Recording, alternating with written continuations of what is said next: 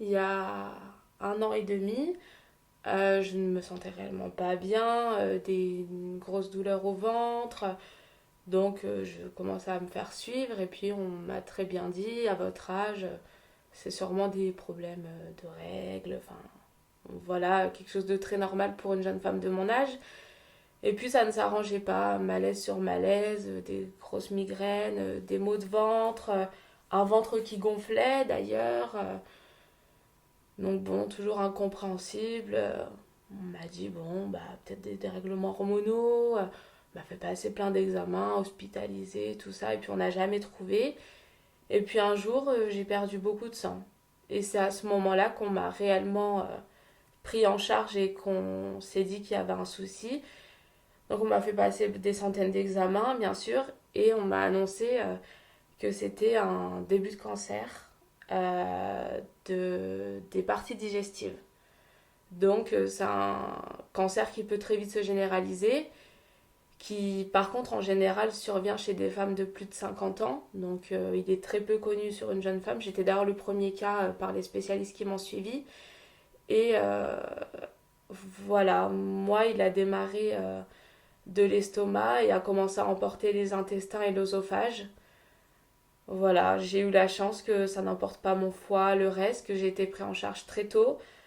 Je me dis que le fait d'avoir perdu du sang, c'était une bonne étoile au-dessus de ma tête. C'est ce qui a permis qu'on me prenne en charge, puisque la première chose qu'on m'a dit, c'est quelques mois plus tard, que ça aurait été trop tard et que le cancer se serait généralisé, que malheureusement, j'aurais pas pu m'en sortir. Donc après, je remercie beaucoup l'équipe médicale qui m'a suivie. Ils ont été très importants. Moi, j'ai beaucoup de mal à l'annoncer à ma famille. J'ai fait la décision de me battre seule, de ne pas tout leur dire. Donc ça peut être un choix qui peut être bien pris comme mal pris. Avec le recul, ils l'ont accepté, ils ont compris mon choix.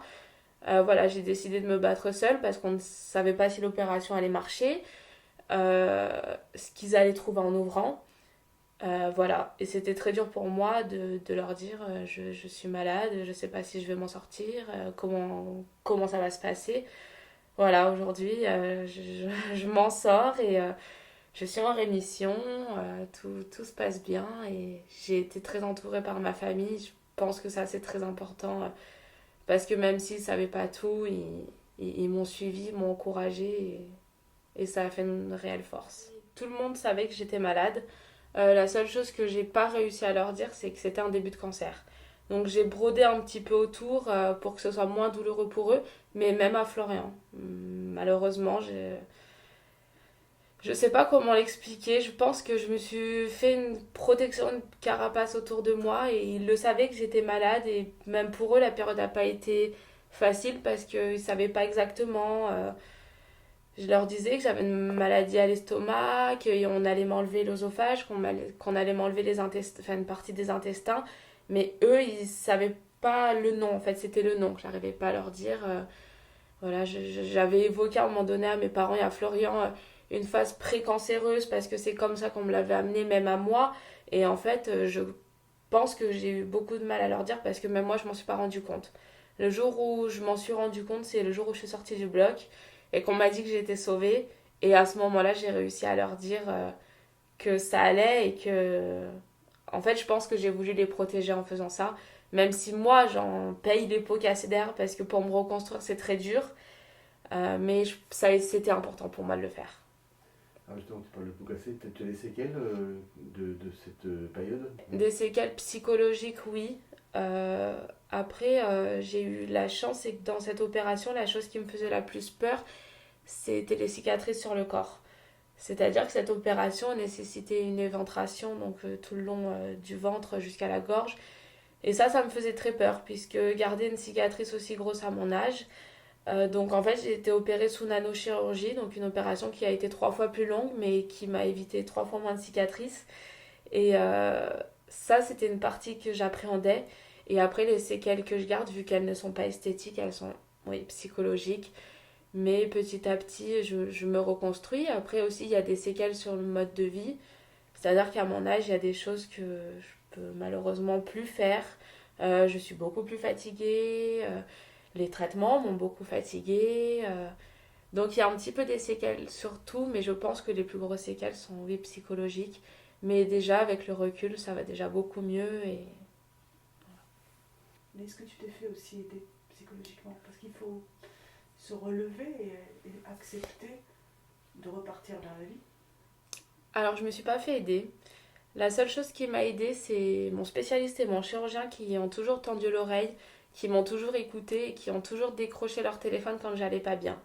Ça a été le meilleur soutien que j'ai eu d'une personne extérieure. Parce que même si on a le soutien de la famille, on ne se livre pas autant quand vraiment j'allais très mal et que j'appelais mon chirurgien en lui disant là ça va pas. Il me faisait venir au cabinet, on en discutait. Ça, c'est le meilleur soutien que j'ai eu professionnel. Après, je n'ai pas eu d'autres soutiens psychologiques, mais celui-là, il m'a largement suffi.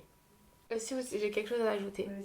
Il y a une personne dans cette histoire qui a été très importante, c'est Mireille, et elle se reconnaîtra.